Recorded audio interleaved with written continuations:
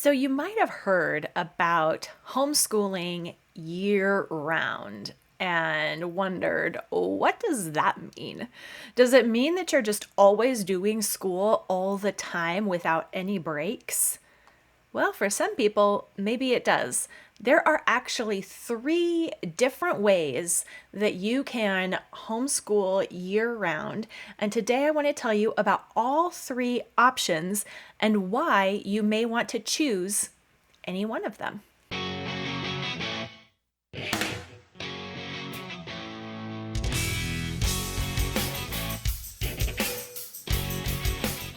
Hi, I'm Mystie Winckler, a second generation homeschooling mom of 5 with 2 graduates now, and we have homeschooled year round for 15 years.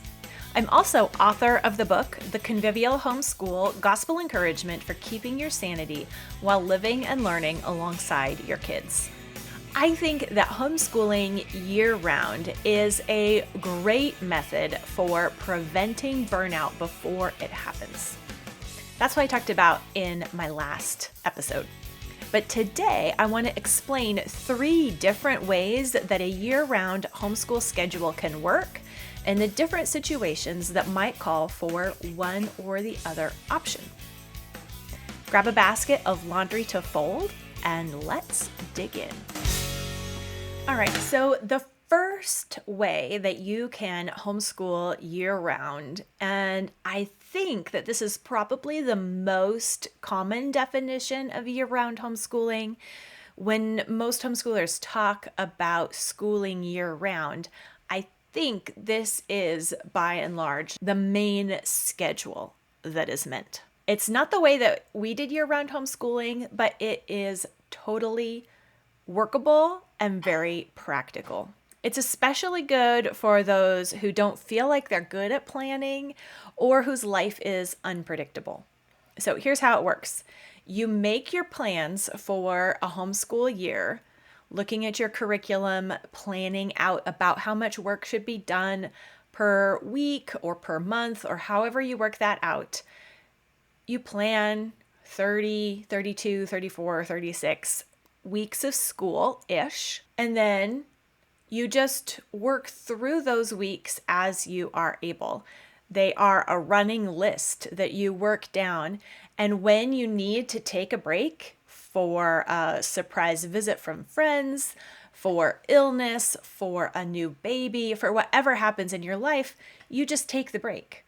And when the break is done, you pick up back where you left off. You're done when you finish the plans for the year. This kind of casual school year calendar is great for those years when you have a new baby coming, when you're moving, when you're dealing with maybe some kind of chronic illness or injury or disability that makes your schedule and life unpredictable. This is great because you're not expecting to have a certain amount done by certain deadlines. Instead, you've just laid out what the work is to be done, and you pick up and do the next thing whenever you can.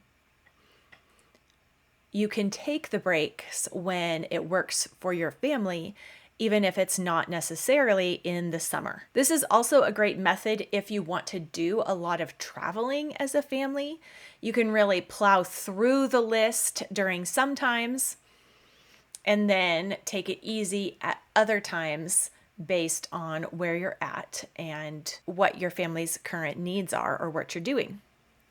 One thing that would be very helpful if you were using this kind of homeschool year-round schedule is to periodically do a homeschool audit to just take a step back and know for sure where your family is at right now. I have a free downloadable homeschool audit that you can use at the end of a homeschool year, or in the case of this kind of year-round homeschooling, whenever you feel like you just need to check in on things and see how are we really doing. This homeschool audit is a set of prompts to work through that will help you just figure out what your particular homeschool needs and situation is so you can manage the reality and not just be discouraged because the ideal isn't happening.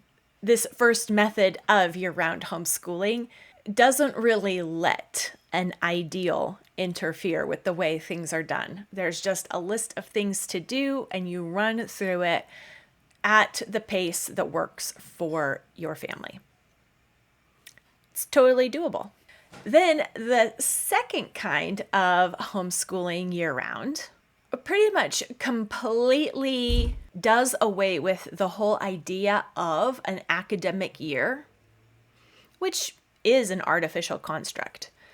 Instead of thinking about school years in chunks where all the different subjects start and stop at the same times and line up, homeschooling year-round in this style means just letting each subject flow on its own, and you just pick up and do the next thing in that subject as you finish what you're working on. So you're not attempting to finish a history textbook in exactly 34 weeks. Instead, you're working through at your own pace, which might be fast. If you have fast readers who love history, then you're not slowed down, and you can just pick up the next book or start working through the next time period.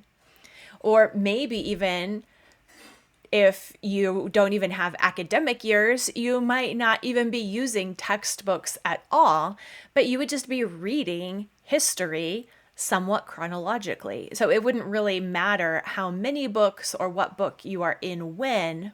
As you finish one book, you just pick up the next book. Same with math. You work through the math curriculum and pick up the next one when you're done. This works especially well with mastery-based programs like Mystie, and it also works really well for bright students who work at a faster pace than most stuff is set up for.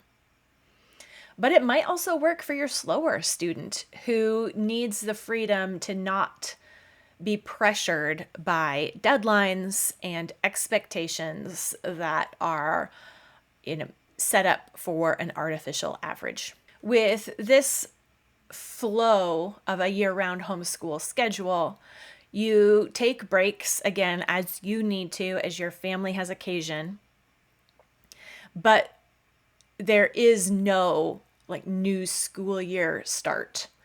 It's just life.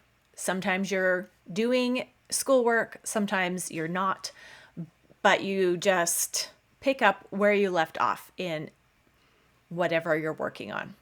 In this pattern, there is no official end, and there's also no pressure to stay on track.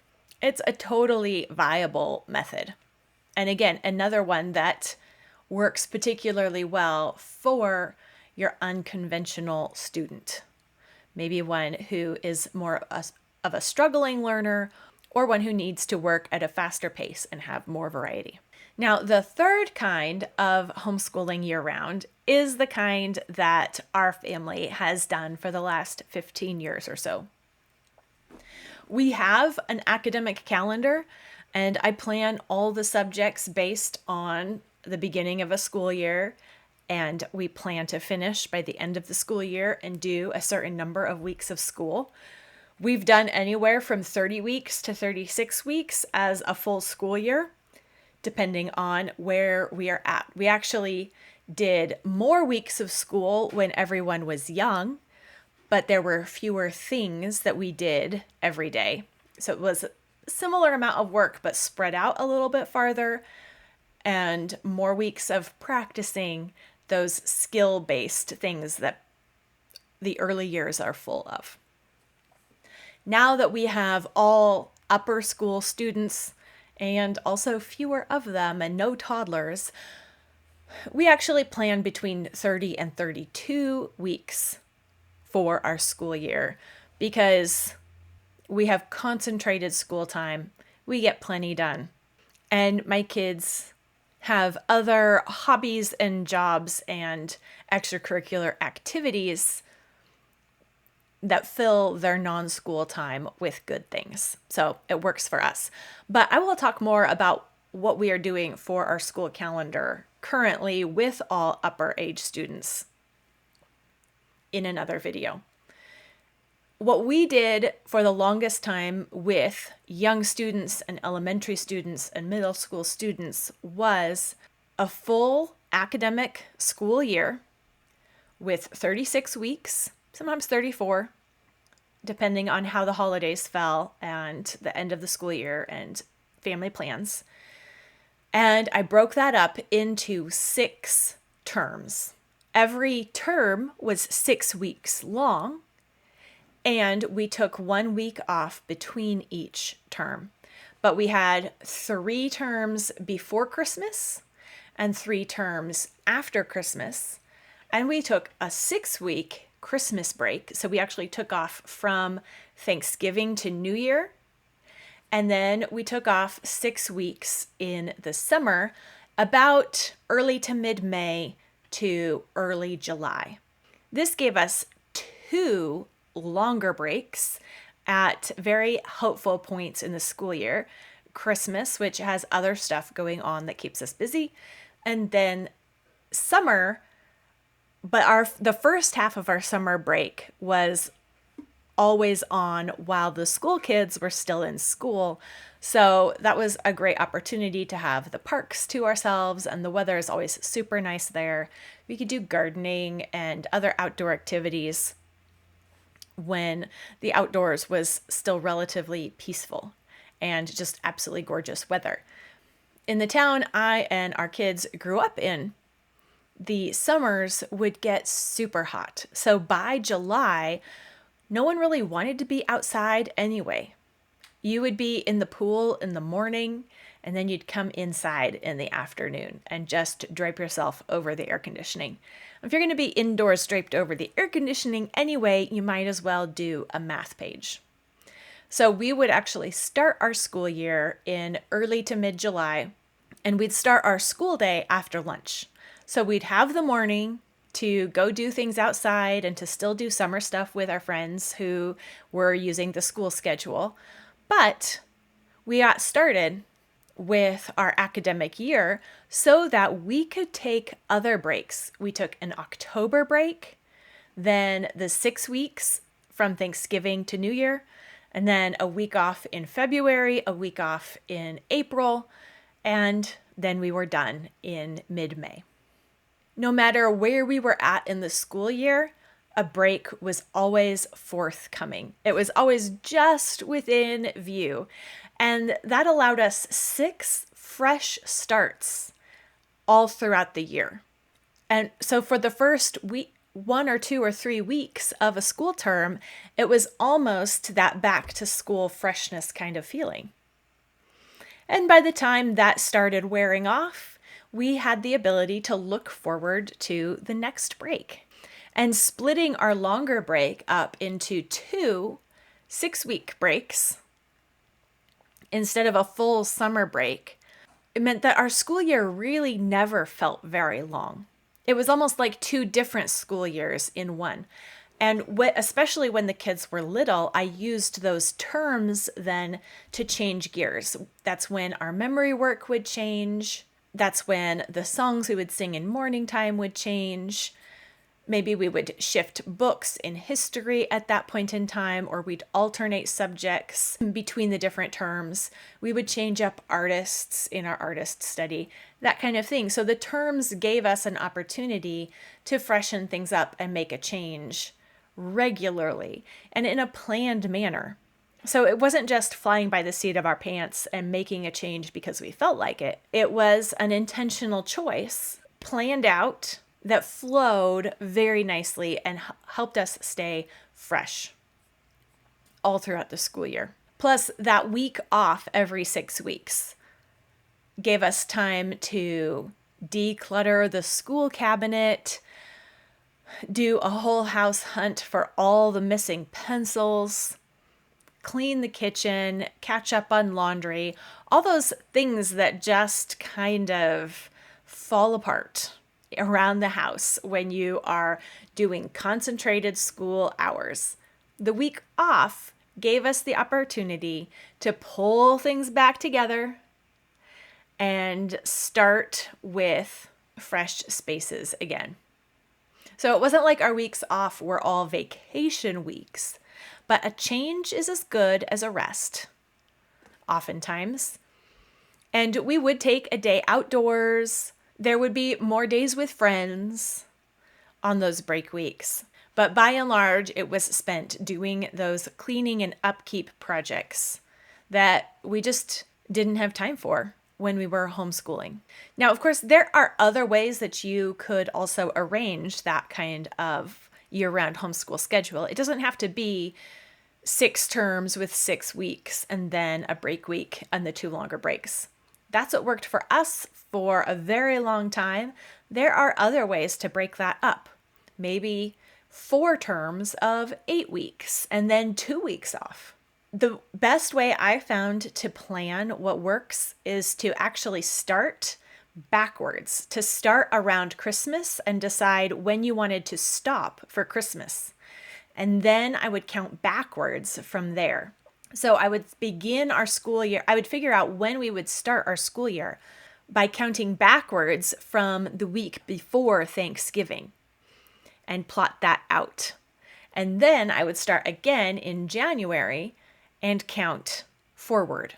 Then sometimes there are little tweaks that are needed here and there. It's always a good idea to double check when Easter is, to look at when birthdays are, or when you have travel already planned out, or a new baby coming, moving, any kind of life events. Then you can look at that and adjust.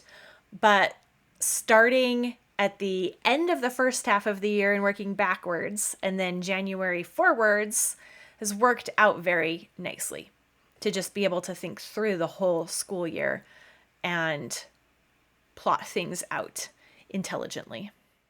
So whether or not you've already tried to homeschool year-round, or maybe you're tinkering around with the idea and you're not sure whether or not it would work for your family in your current situation, you want to try a homeschool audit.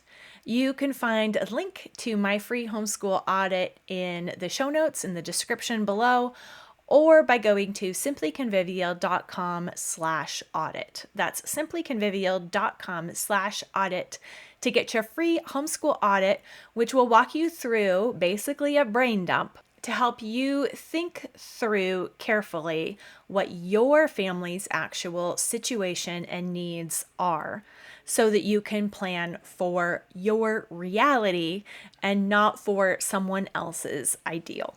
And then be sure to come back for the next part in this series, which will be all about the biggest mistake I made while homeschooling year-round.